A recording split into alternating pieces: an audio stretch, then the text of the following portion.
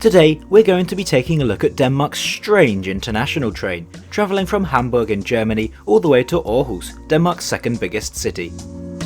I'll show you the laid-back first-class carriage as we discover just what makes this train so special, and why it has that strange appearance. So join me for a journey on Denmark's classic IC3 train as we ride up to Scandinavia. Hello and welcome back to another video. Today I'm here in Hamburg in Germany and I'm going to be catching the international intercity service over to Kolding in Denmark. This service is operated with one of the DSB diesel units and I'm going to be travelling in first class for this trip today. So let's go. This is Hamburg's main station, Hamburg Hbf. It's the second busiest station in all of Europe by passenger count too, so let's head inside and take a look around. I've just entered the north side of the station, which features a shopping centre known as the Wandelhalle. And doesn't the building just look great?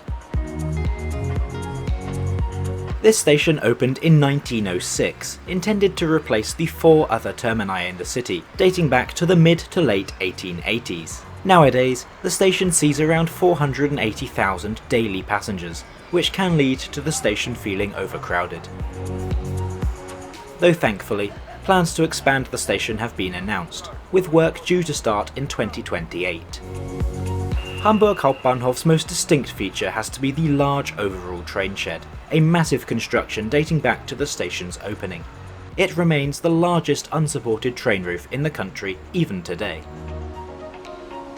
The station has many fast food outlets and shops, such as the always present McDonald's. This branch has a great view of the platforms below, which I think is hard to beat. However, plenty of other options are available throughout the station, both in the Wandelhalle at the north, as well as on the south side bridge.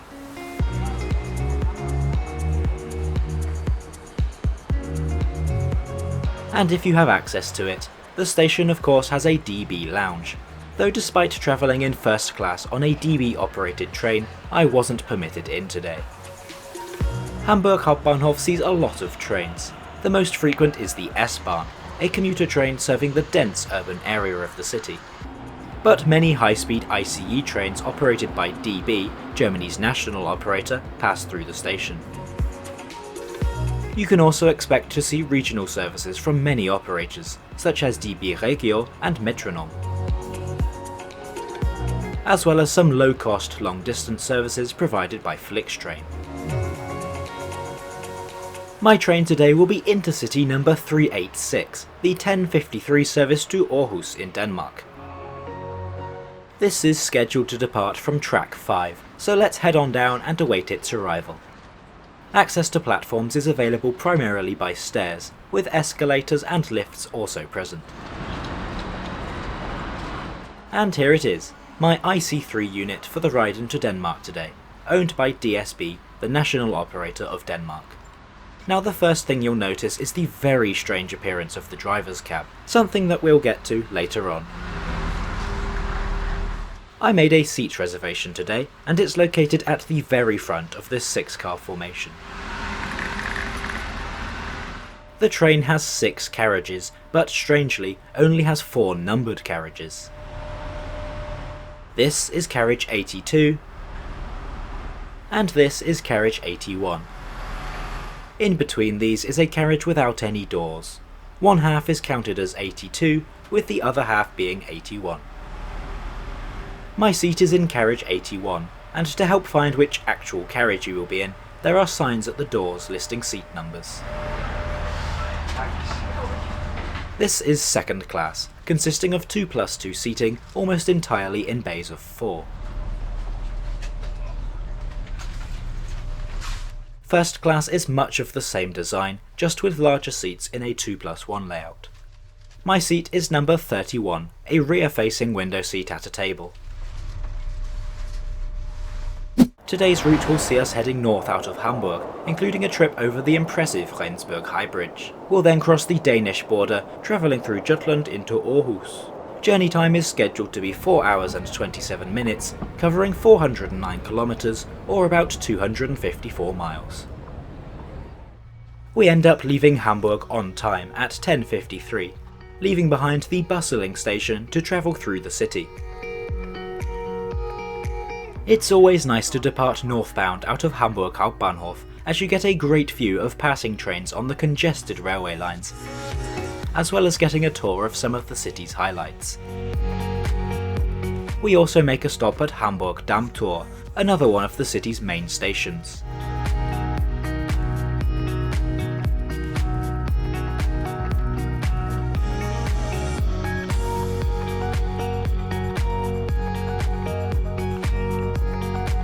Now, let's have a look around the interior here in first class, starting off with the seats.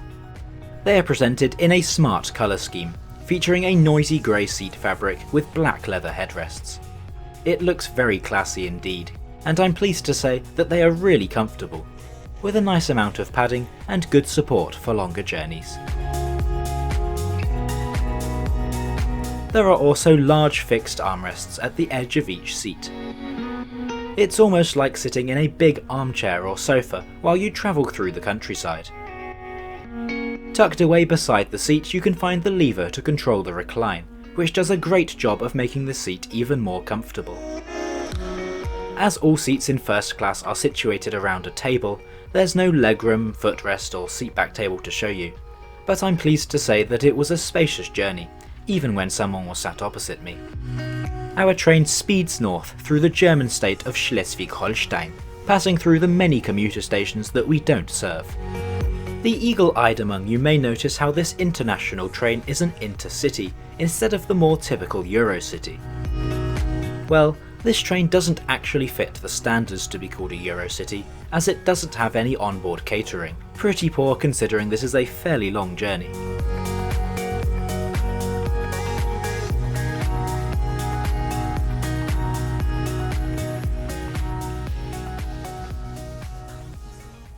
Around 1 hour after departure, the train slows down as it climbs a gradient. Looking around at the flat scenery, you might wonder why this is. Well, this is the Rendsburger Hochbrücke, which translates as the Rendsburg High Bridge, and at a maximum height of 68 meters, you can see why.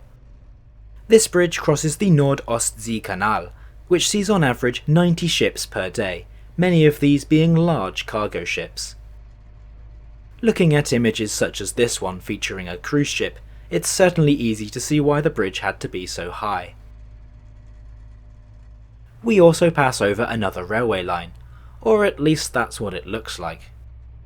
This is in fact the railway line we're on now, and in a few minutes we'll be down there too.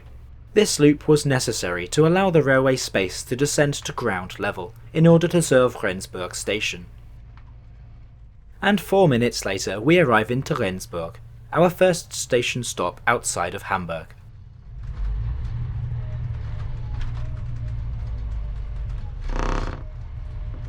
After a few minutes we're back on the move, and I think it's time to talk about this train's very strange looking front.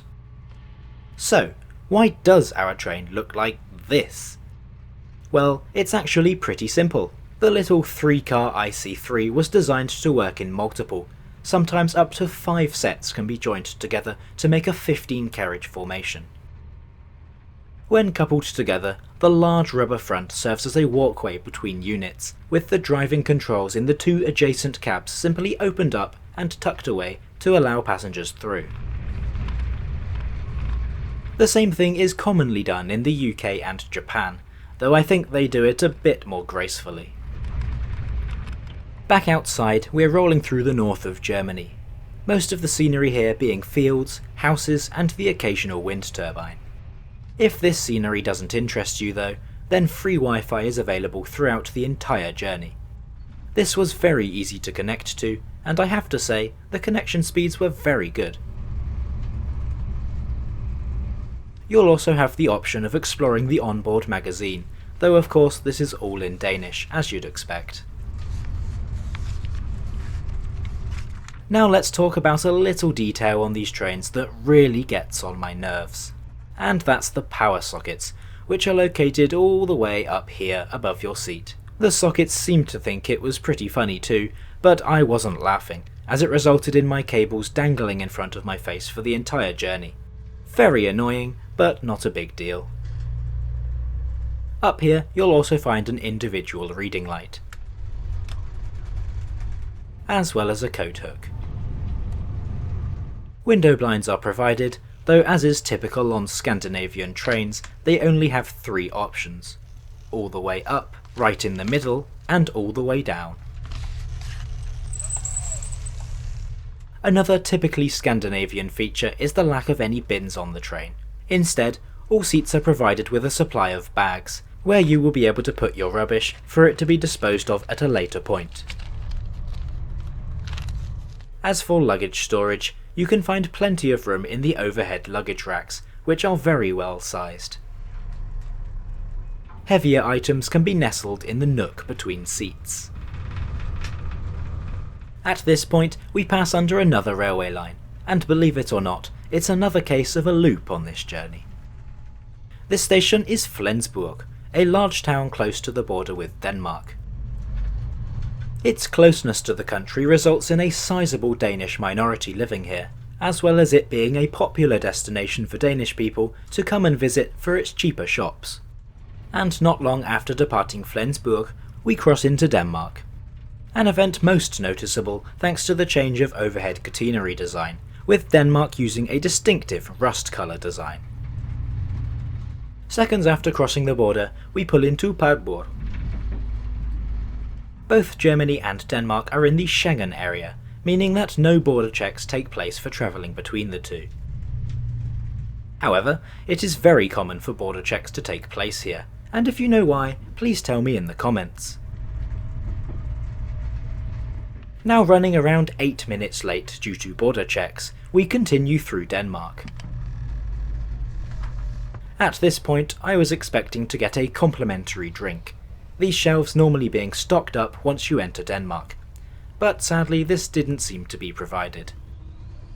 Our next station is Tinglev, where you may be able to catch a glimpse of Denmark's failed trains. These IC4 units were actually meant to replace the IC3, but their reliability and quality issues prevented that.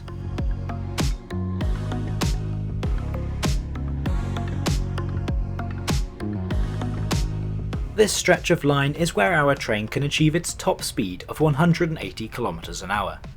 Not bad for something with such a flat front, right? We carry on to serve many smaller stations in Denmark, the train acting like more of a stopping service compared to back in Germany.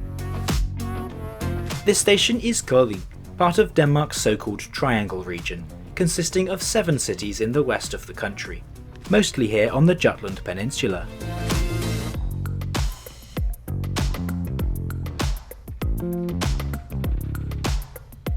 Next up, Fredericia.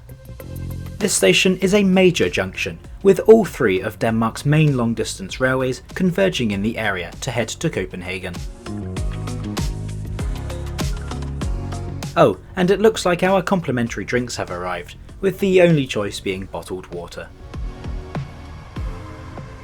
As we resume our journey towards Aarhus, let's take this opportunity to have a look around the rest of the train. First class is totally empty by now, but it was never particularly busy at any point. In contrast, second class was very popular, nearly every seat being taken. 2 toilets are provided per 3-car unit, one found in each driving car.